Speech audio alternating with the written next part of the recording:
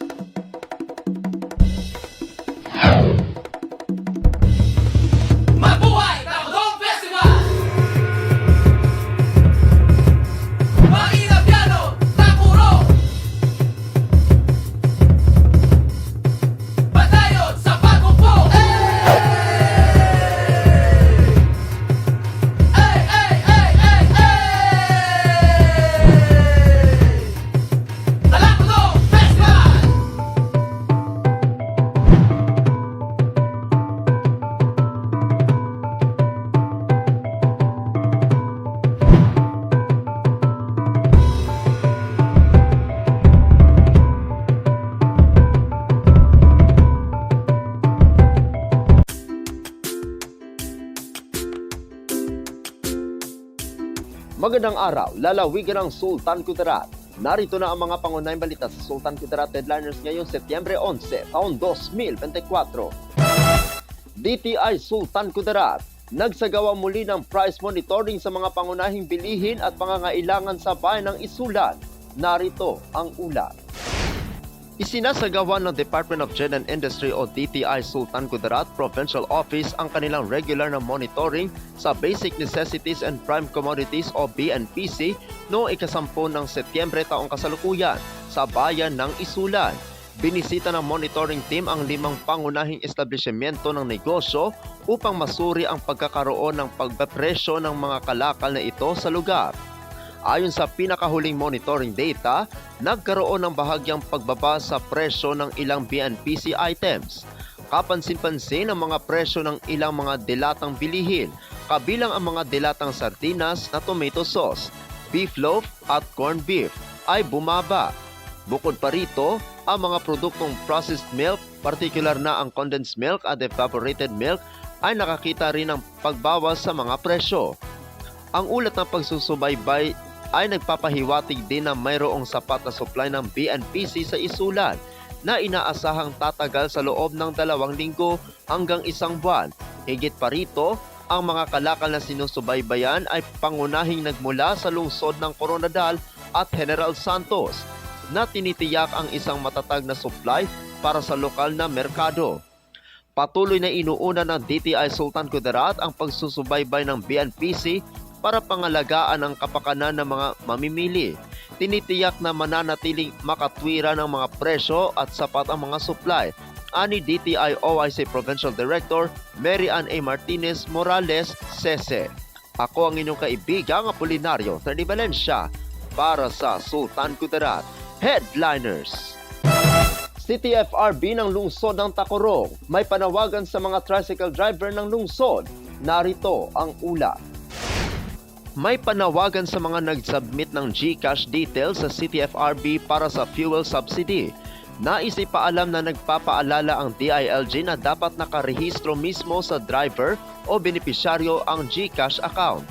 Kung kayo ay nag-submit ng GCash account na hindi nakarehistro sa inyo, nagbigay ang DILG ng hanggang Biyernes, ika-13 ng Setyembre taong kasalukuyan para ito ay palitan. Magpunta lamang sa tanggapan ng CTFRB City Legal na matatagpuan sa ika-2 palapag sa bagong executive building para sa pag-aayos o koreksyon ng inyong GCash account. Ayon sa DILG focal person, mas pinili ng DILG na i-disburse ang fuel subsidy sa pamamagitan ng GCash account dahil ito ay mabilis kung saan aabutin lamang ng higit kumulang 2 buwan kumpara sa land bank na aabutin ng 8 buwan na mahigit. Ako ang inyong kaibigang Apolinario Terni Valencia para sa Sultan Kudarat Headliners. Para sa uling balita, 29 pesos na kilo ng bigas ibinenta ng NIA sa lalawigan ng Sultan Kudarat. Narito ang ulat. Hindi pinalampas ng mga kababayan natin sa bayan ng Isulan ang 29 na piso na bawat kilo ng bigas na binenta ngayon sa tanggapan ng National Irrigation Administration o NIA sa bayan ng Isulan, lalawigan ng Sultan Kudarat. Maaga pa lang, nagpunta ang ilan nating mga kababayan para pumila at bumili ng murang bigas sa kadiwa ng Pangulo na binebenta ang mga bigas sa 29 na piso bawat kilo na nakasako ng 10 kilo na may kabuuang halaga na 270 piso. Nagbigay naman ng pambungad na pagbati si Engineer Gina L. Lozado, Division Manager ng NIA Sultan Kudarat, IMO, sa aktibidad na nagpasalamat sa mga magsasaka na naging bahagi ng proyekto at suporta ng mga pinuno ng mga lokal na pamahalaan. Habang si Engineer Gemma Glenn G. Panes, nagbigay naman ng overview sa Farming Support Program na naging malaking tulong sa mga magsasaka ng palay mula sa lungsod ng Tacorong at bayan ng Lambayog. Nagpasalamat naman ang mga nakabili sa murang bigas dahil malaking tulong sa kanilang pangangailangan at gastusin. Sa nangyaring bilihan, ang mga makakabili lamang ay ang nasa vulnerable sector, person with disabilities o PWD, solo parents at mga 4-piece beneficiaries.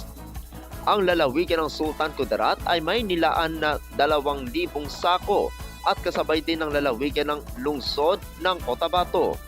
Dumalo sa aktibidad ang mga pinuno ng NIA at mga kinatawan ng mga lokal na pamahalaan.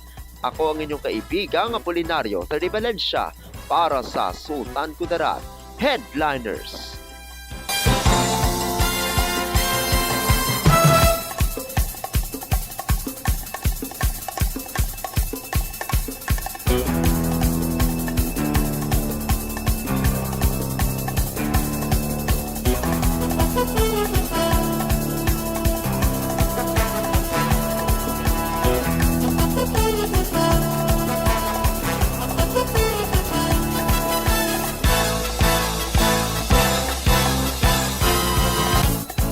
At yan ang kabuuan mga balita sa araw na ito.